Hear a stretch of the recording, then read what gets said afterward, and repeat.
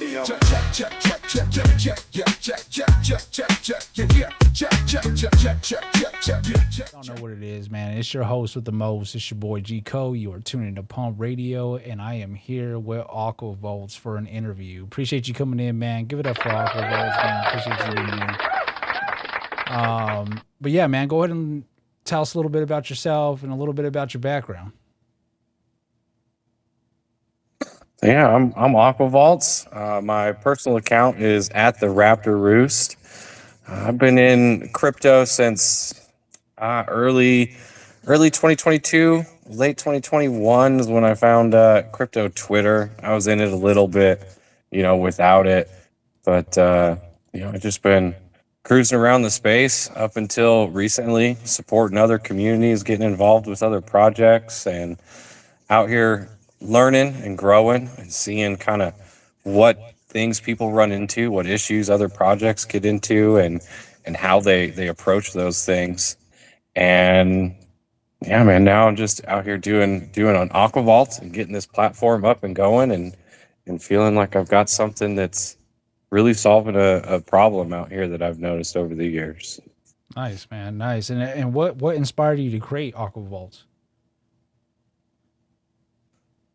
So the original vision of Aquavolts actually spawned from another community, and that community was the Pond Zero X community, and they ran into an issue. Well, we ran into an issue where we needed to make a ton of swaps. And when I mean a ton of swaps, some people were needing to make 40, 50, 60,000 swaps in order to get their participation metrics back up to par to where they could actually participate in a positive manner with that ecosystem that community is building out. And nobody wants to sit on their phone for hours just making swaps manually. Right.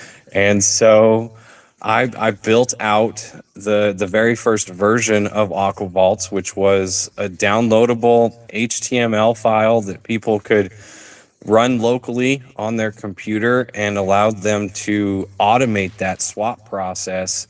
And then they could, all they had to do was do it like an external auto clicker or something like that, and automate those swaps. And that started my vision of what Aquavolts has become today. And those people struggling with that, and it really inspired me to start building something that more people could benefit from, that projects themselves could use and gain some value from. Right. That's awesome, man. That's awesome. And also, is how does Aqua Volts actually connect with your other project, the Raptor Roost? So the Raptor Roost did start out as a project way back in the day. I launched an NFT project on that account, but from a group of things happening, it didn't really end up going anywhere. And so that account just became my personal account that I use to participate in other projects.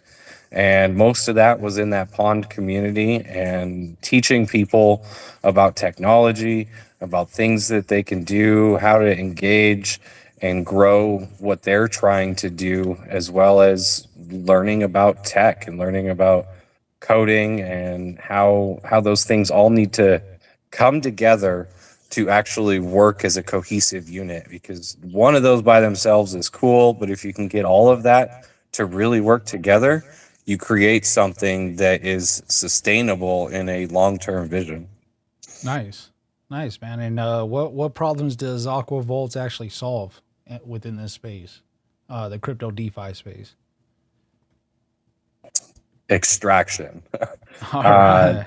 So a lot of times when you go to make a swap on a platform, that platform has a fee that they charge, and that fee ends up going back to the platform that you're actually on, and none of that goes directly to the person or the project or the community that sent you to that place in the first place. Mm-hmm. And sure, they do, giveaways and they do their token and whatever, but all of that involves you physically having to do something to get a return out of you using their platform. And Aquavolts aims to do that differently so that projects can retain that value that they work so hard every single day to drum up here in crypto Twitter and across the Web3 space, by allowing them to profit from those platform fees and from Mm-hmm. their users going to do the things that they were already going to do anyway, but bring the value back to the people who got them there in the first place, and that's the projects and the people who built the thing that they are there to support in the first place. Gotcha, man. And like, I know you're already explaining a little bit, but can you explain more, like the transparency, intentionally directed fees, like the model?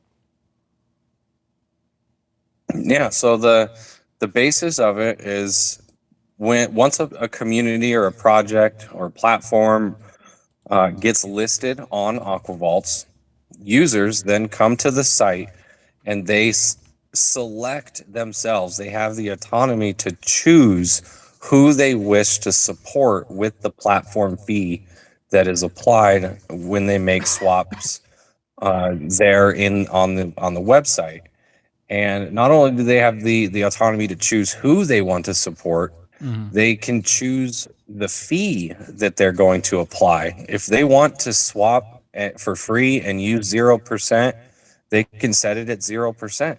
If they want to set it at 1%, they can do that. If they really believe in the project that they're there for and that they're supporting, they can set it all the way up to 10% on the Solana swapper and give that community a kickback with that platform fee while maintaining their on-chain presence and doing the thing they were going to do anyway, which, if it's just buying Solana, if they're going into meme coins, whatever it may be, they have the ability to do that.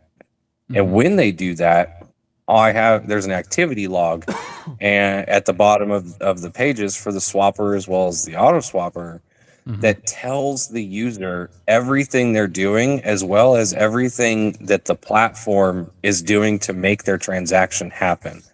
And so that transparency doesn't really get seen on other platforms. Usually you just get a real quick pop-up that says sending transaction and then another one that says transaction succeeded and it gives you a Right. link.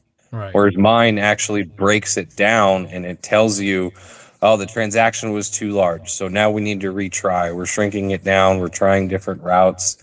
It tells you where the fees are going. If for the community, if it's going to a Jupiter referral vault, or Mm-hmm. if it's going to their treasury wallet, and the same for Aqua Vaults. If it's going to the vaults, or if it's hitting the backup wallet that Aqua Vaults has on there. So users are really able to see what is happening at every step of the process, regardless of what the end result is. And through that, I try to aim for full transparency, that they know what's happening, and even down to things I post out on the platform, such as like the co-op mining rig. Uh-huh. The wallet that owns that rig is publicly available on my X timeline. I publish that wallet that people can go look at it and see the funds that are in there and see the transactions that it's making, as well as like the rewards wallet that distributes the rewards from that. That wallet is public out there that people can go and see. Okay, this is where it started. That this funded that wallet, and now that wallet has sent me these rewards, so they know where these things are coming from, Mm-hmm. because we've all been in the position of receiving a random token and you have no idea where it came from. Right. And I aim to make sure that people are aware this is where it came from, and you can Exactly. track that on the site or on SoulScan or markets, whichever you prefer. Nice, man. And also as well, man, I gotta ask you is what does your swaps, your support, your choice mean with Aqua Volts? So it rolls back into that transparency. Thought It's so. it's Yep. giving users that autonomy to choose what tokens they want to buy, who they want to support, and whether or not to confirm that transaction based on the things that they're seeing on the actual website and in that Mm-hmm. activity log. Mm-hmm. And that is like one of the core philosophies of me and why I built this platform the way that I did was that I believe users should have the choice to make that platform fee higher or lower and support who they believe in when they believe in it without having to make sacrifices because of another platform says so. Right. Right. Exactly. And what makes Aqua Vaults different from like other liquidity index tools?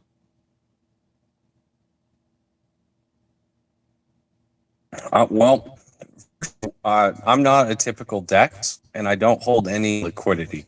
Oh, okay. Okay. Aquavaults is built entirely on top of Jupiter routing Okay. infrastructure. It uses Nice. Jupiter's tried and trusted infrastructure that they use on their own website, as well as many other websites out there that have the swapping capabilities. And Mm-hmm. then on the Ethereum side, I use the 0x protocol, and they handle all of the aggregation to ensure that the liquidity and the routes and all of that is actually there. So Mm-hmm. my focus is adding a community support layer on top of the things that are already built in an effort to provide that infrastructure to projects that maybe don't have the resources or the time to build out these things themselves. So I build it out and allow them the access to it to be able to earn from those platform fees however they see fit.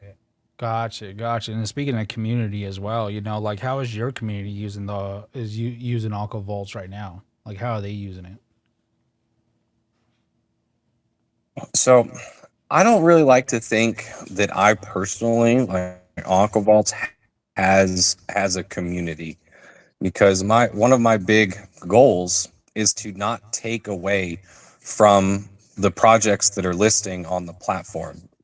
And so my community is really the founders that decide to get listed on the platform and start having their community members start utilizing the platform and pushing that revenue stream back to them so that they can do the things that they need to do.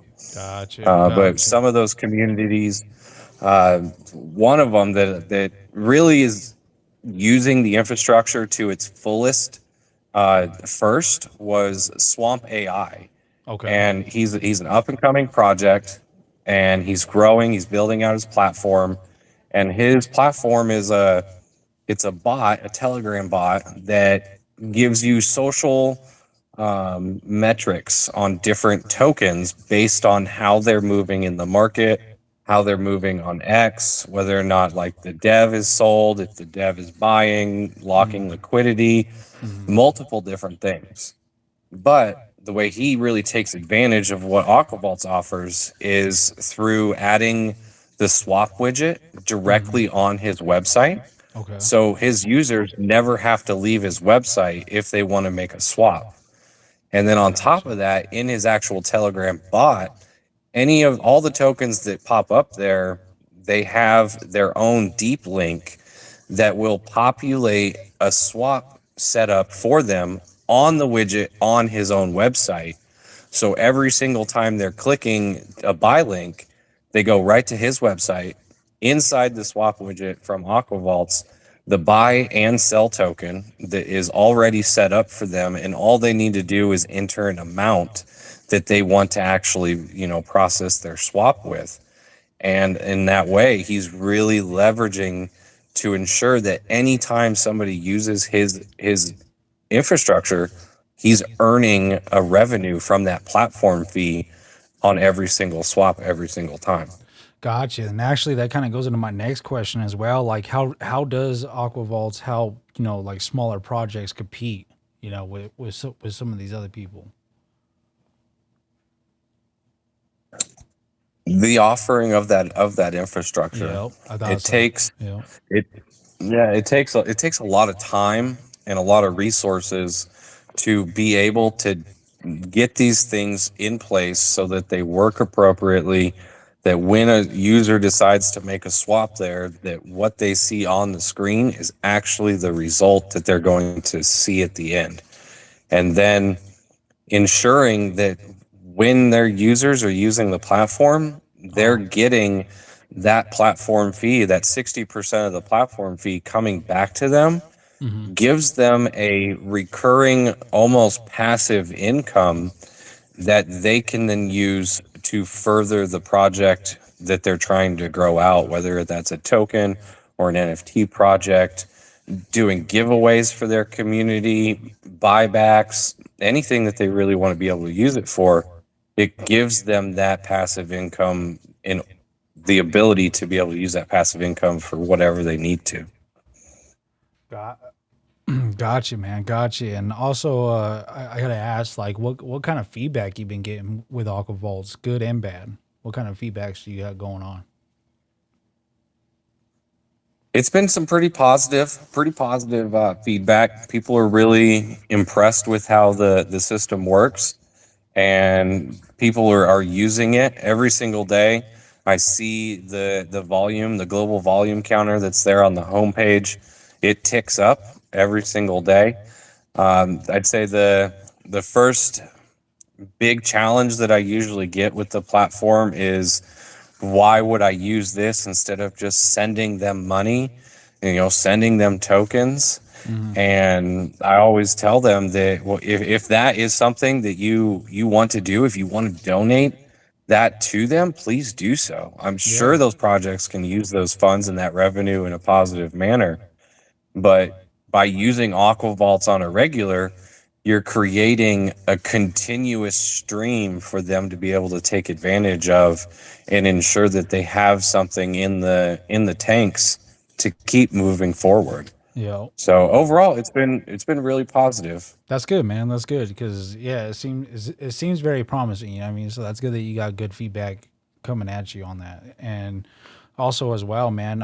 What's the biggest challenges that you had to deal with building Aqua Vaults? 'Cause it couldn't have been easy, right? It had to be a little challenge, right? Yeah, yes, it was definitely a challenge because on the Solana side, especially, and that's where I started, a standard Jupiter transaction flow is not designed to have a fee split built into it. That really did not exist in a way that was easy to make it happen. And so I really had to get down into the code and into Jupiter's GitHub and how they build out the transactions to be able to work in that fee split so that it worked not only for your standard tokens, but also your token 2022s, your pumps, your Mm-hmm. bonks, and Mm-hmm. all of those other tokens that have like burn metrics built into them or taxes built into them. A lot of those tokens don't respond really well to Jupiter's normal flow, and you see some restrictions there. And Right. so finding a way to ensure the system could accept those and make sure that the community that the user is choosing to support, as well as Aquavolts, both get their share of the platform fee every single time in a seamless manner was a pretty big challenge, and it took some working to get it to actually process the way I needed it to. Oh, I bet. I bet, man. I bet you it definitely took a minute, but hey, you got it going, so that's awesome.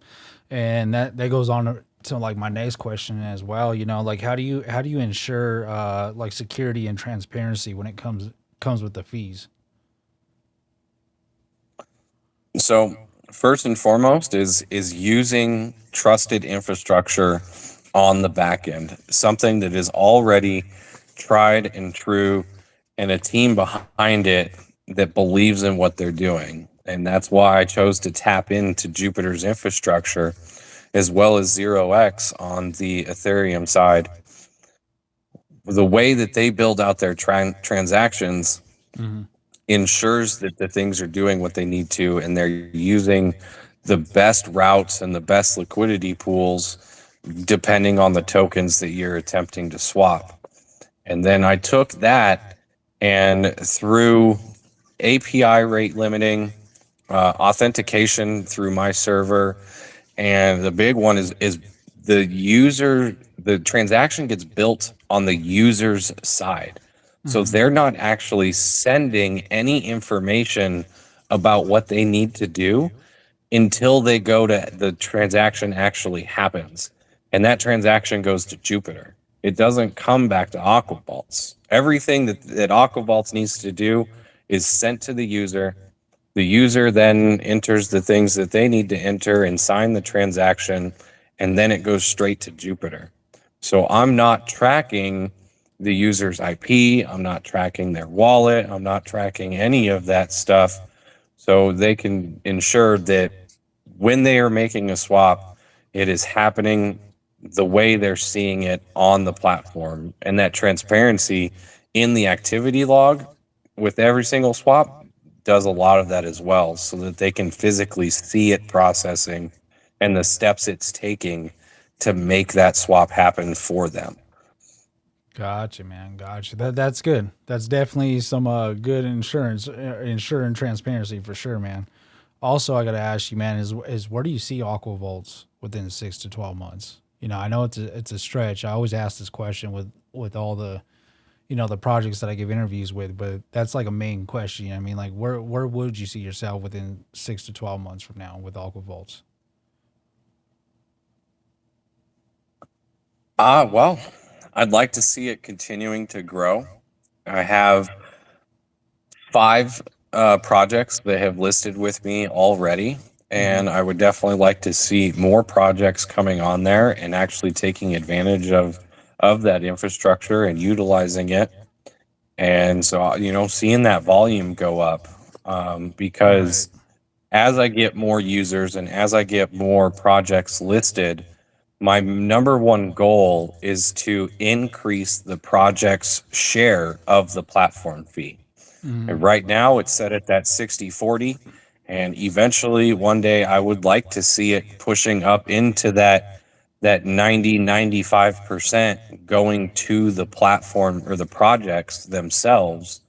And ideally, I'd say in the next 6 to 12 months, I'd like to see myself at like that 80% range of going back to the platform or going back to the projects, and the platform only taking that 20% to make sure that everything's running and I have the funds to pay for the API and the RPC and the server. Nice. And that way the projects using it, they don't have to put up that capital to have those things themselves. I already pay for it. Use my RPC, use my tokens, use my credits. That's what they're there for. And I'd like to see them doing that for sure.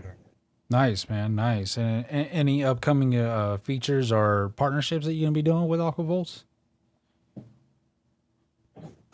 So I don't have any partnerships or collaborations Uh, directly in the works. That I typically like to kind of keep that on the down low until the project gets me their listing form and gotcha. what I need to get them listed. And I kind of leave that up to them to put out the announcement that hey, we're listed here. Because again, that's part of my big thing is Mm-hmm. giving users and the projects the autonomy to use how they see fit. And I do have a pretty big feature that I'm working on right now. I wish I could tell you more about it, but what I can tell you is there is a sneak peek on the website right now. When you click on the trade, you can see what is coming down the pipeline. But I'll be talking about that a little bit more in my show tomorrow. Oh, nice, man. I'll have to definitely tune in. I'll definitely tune in to check that out.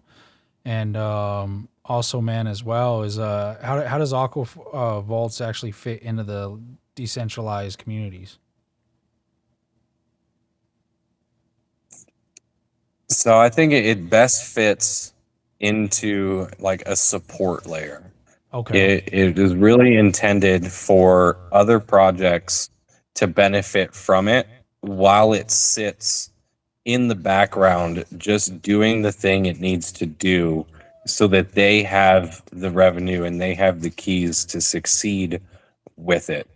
And so through giving projects the ability to route that platform fee and route those funds back to whatever it is that they need to do, I feel like I'm filling a little bit of a void there that hasn't really been offered in the space previously. Because, like I said, most of the time when you go to swap on a platform, they set the fee, they decide where the funds go, they decide all of it outside of you connecting your wallet and choosing a token to swap. Whereas on Aquavolts, you've got more autonomy to choose how that works, and then the projects themselves, they choose where those funds go and how to use those funds that would be best for them and what they're trying to do. Gotcha, man. Gotcha. And is it just you that started this up, or do you have a team, or how did Aqua Balls come around? So it's just me. Okay. Like when I started it, like I said, it started out as that uh, downloadable HTML file that people could go run locally on their computer. And then it grew into an idea around Pond Zero X and something that they have coming down the pipeline where people can work together to pool tokens that will allow them to participate in an auction mechanism that platform is bringing. And then it just, as big projects are trying to build out some of these systems, they hit walls, they hit snags, they hit delays. And I really got tired of waiting for them to do their thing Hmm. so I could finish out my thing. So I decided that I wanted to build something that could benefit people now, and that's where I started with the swapper and giving people the access to the auto swapper so that they can automate the flow and create like a constant on-chain presence on whatever token they see fit. And then it just kind of it grew from there with some of the other features that I started to implement with it. Gotcha, man. Gotcha. And back to the feedback, like has anybody been surprised, like, or what's the most thing that people have been surprised with Aqua Balls? Um, the thing that they've been most surprised about, Mm-hmm. one, that it's just me, that I'm the one out here just doing it, and then Nice. two, that I'm not a developer by trade in the real life. I learned all of these skills over the last 2 years just based on attempting to solve other problems in that other community. And I've Gotcha. taken those skills and the things that I've learned there and brought them over to building out Aquavolts and getting it to where it's at now. Gotcha, man. Gotcha. And yeah, it seems very promising, man. I was looking on all your stuff, you know what I mean? And I'm like, man, this is actually pretty fucking cool. You know what I mean? So I definitely want to keep tuning in and checking it out more. You know what I mean? You're doing a lot out here for everybody. So I give you props on that for sure, man. It's pretty cool. But I definitely appreciate you coming in, doing the interview with me as well. Before I end up wrapping up this interview real quick, let everybody know, who you are, where they could find you, how they can get in contact with you, and anything you want to say, any shout outs or anything like that you want to do for the community. Yeah, so you can find the platform at aquavolts.com. If once you get there, it takes you right to the homepage. You can do a little bit of exploring. Today, I pushed the learn documents, the learn side of the website, where you can actually dive into all the things that Aquavolts actually currently has, and really the philosophy of why I built them the way that I built them, and how projects can leverage those different tools to create a more constant on-chain presence and build out collaborations throughout the space using those tools.